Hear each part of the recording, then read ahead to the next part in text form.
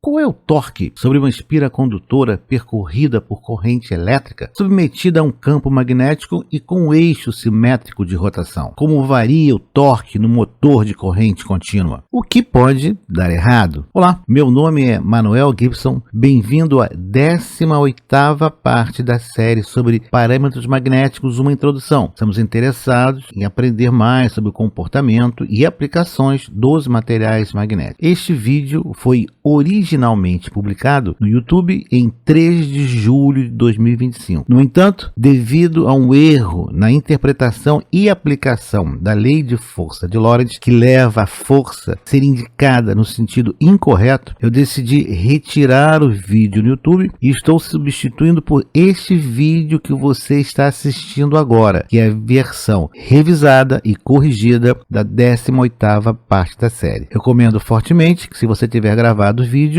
original de 3 de julho, apague e substitua por esse. Obrigado. Veremos os seguintes assuntos neste vídeo: o motor elétrico de corrente contínua, o que nós vimos até aqui, um motor aos trancos, e faremos algumas considerações sobre os assuntos apresentados. Vamos então começar com o nosso primeiro item, o motor elétrico de corrente contínua. O que vimos até aqui? Na figura nós temos massas polares, polo norte e polo sul, as linhas de indução magnética em azul, B, e observamos a espira. A corrente está entrando na tela no lado esquerdo inferior e a corrente está saindo da tela no lado direito superior. Então a espira está sendo percorrida por uma corrente elétrica e está submetida a um campo magnético. E aí nós temos o eixo de rotação horizontal da espira. Onde falamos de espira, podemos falar conjunto de espiras e enrolamento. Já mostramos a ligação e o sentido da corrente convencional da corrente na espira. R é o nosso raio de rotação, vai girar em torno desse eixo central. Tem que haver um dispositivo mecânico que permita essa rotação da espira. Temos os trechos DL1, DL2, DL3, DL4, DL5. Cada um deles vai ser diferente em relação à força que vai ser aplicada. Mesmo que se inverta a espira, continuamos tendo o mesmo sentido convencional da corrente, no sentido horário, percorrendo a espira ou o conjunto de espiras. A figura mostra a relação da espira com o campo magnético, a indução magnética, e a espira vai ficar rodando, cortando essas linhas de fluxo. Visto de topo, nós observamos que os trechos 1, 2 e 3 da espira, por serem paralelos, ou 180 graus ou 0 graus, não há força exercida sobre esses trechos. 1, 2 e 3, o campo magnético não faz força sobre esses trechos da espira. O que observamos é que a lateral, as duas laterais da espira é que sofrem a força do campo magnético, que aliás é máxima dada por B vezes I vezes L. Esse L é o comprimento da espira de cada lado sujeito ao campo magnético de indução. O módulo da força magnética sobre a espira é constante, enquanto a espira estiver sendo percorrida por corrente contínua dentro desse campo magnético. O valor do módulo da força magnética, Fmag, é dado por B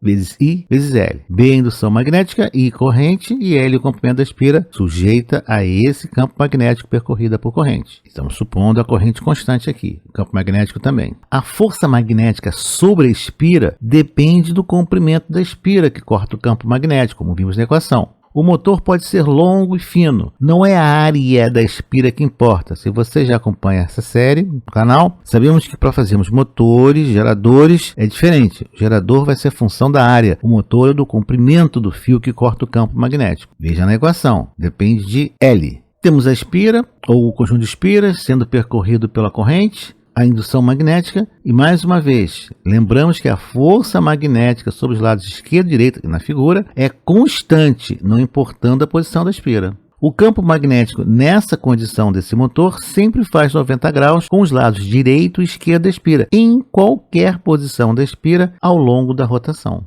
Mostramos agora as forças que estão agindo sobre a espira, forças verticais do lado esquerdo e lado direito, basicamente a força magnética, igual a B vezes I vezes L. A figura mostra agora a espira, os lados da espira submetidos à força, trechos da espira sobre os quais a indução magnética não provoca força, do lado esquerdo da espira força apontando para vertical para cima e no lado direito da espira apontando para baixo. Observe que a corrente entra pela tela no lado esquerdo e sai da tela pelo lado direito. Temos então um torque, duas forças opostas e um raio de rotação. A linha azul mostra o sentido que vai girar essa espira. Corrente entrando, o raio de rotação, dado por R. Vemos agora a corrente saindo desse lado, também temos um raio de rotação e a espira girando. Passamos agora ao nosso item 2, um motor aos trancos. Temos nossa espira agora num ângulo qualquer alfa em relação à linha vertical, que passa pelo centro de rotação da espira. Lado esquerdo embaixo, corrente entrando pela tela. Acima à direita, corrente saindo. Observe também acima à direita a indução magnética presente em toda a espira. Estamos representando apenas uma linha, mas são infinitas. Quando a corrente circula na espira, temos a indução magnética, agora nós temos uma força magnética na vertical, atuando sobre a espira. Do lado esquerdo,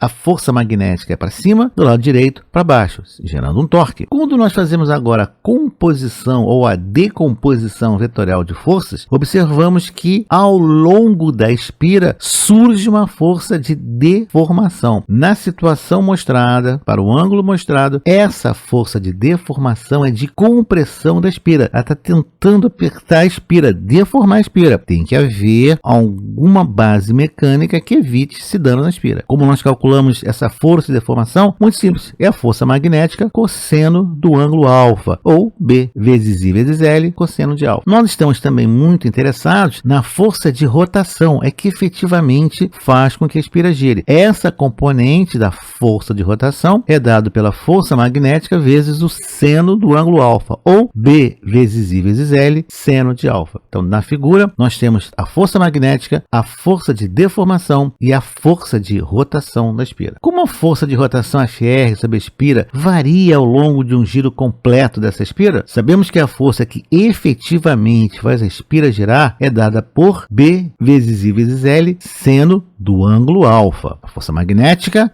Fmag, é constante. A de rotação vai variar com o seno de alfa. A força de rotação e, portanto, o torque variam senoidalmente. Para a espira, no entanto, a força magnética é constante, aquelas duas forças verticais, para cima e para baixo, dado por Fmag, ou força vertical, B vezes I vezes L. Como é que nós podemos aumentar a força magnética sobre a espira? Para aumentar a força do motor, o torque, podemos aumentar o campo magnético, terras raras, podemos aumentar a corrente, podemos aumentar o número de espiras em paralelo, ou podemos aumentar o comprimento da espira. Basta analisarmos a equação. Força magnética é igual a B vezes I vezes L. Para a espira, o torque, o que dá força para o motor, varia com o ângulo entre o plano da espira e as linhas de campo magnético, dado por 2 vezes B vezes I vezes L, seno do ângulo alfa, vezes o nosso raio de rotação, variação senoidal. Vejamos agora as forças decompostas da força magnética. Força de rotação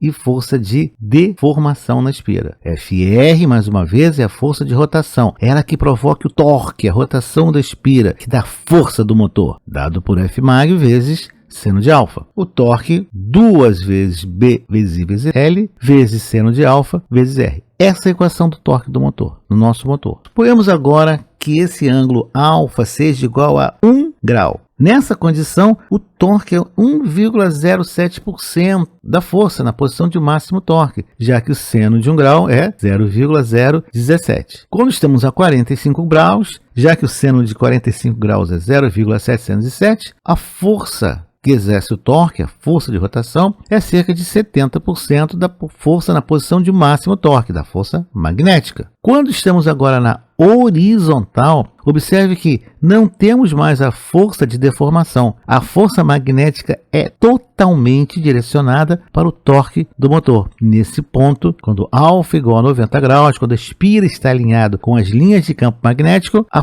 torque é máximo. Nesse caso, as forças de rotação, vertical e magnética, são iguais em cada lado. A força magnética é toda direcionada para a rotação do motor. Temos aí o torque, a rotação da espira. Nesse exato momento da espira estando alinhada com o campo magnético paralela, o torque vai ser dado por 2 vezes Fmag vezes R. É o maior valor que existe, onde o Fmag vai ser B vezes I vezes L. Então, essa é a condição de torque máximo. Quando acontece o máximo de torque nesse nosso motor sendo analisado, quando a espira exatamente paralela ao campo magnético. Na nossa tabela, nós temos agora o ângulo da espira com a vertical, a força de rotação sobre a espira e o torque sobre a espira. Força, o motor. Vejamos agora, 0 graus, espira na vertical, nós analisamos em vídeos anteriores, não existe força de rotação. E a força de deformação, nesse caso espichamento, ela é máxima. Quando a espira está a 45 graus, tanto a força de rotação quanto a de deformação tem a mesma amplitude, cerca de 70% da força magnética aplicada. Quando a espira está a 90 graus de alfa ou está na horizontal, a força de rotação é máxima, dada por Fmag. Já a força de deformação, ou seja, a compressão e espichamento, é zero, mínima. 0 graus, 45 graus e 90 graus. A força magnética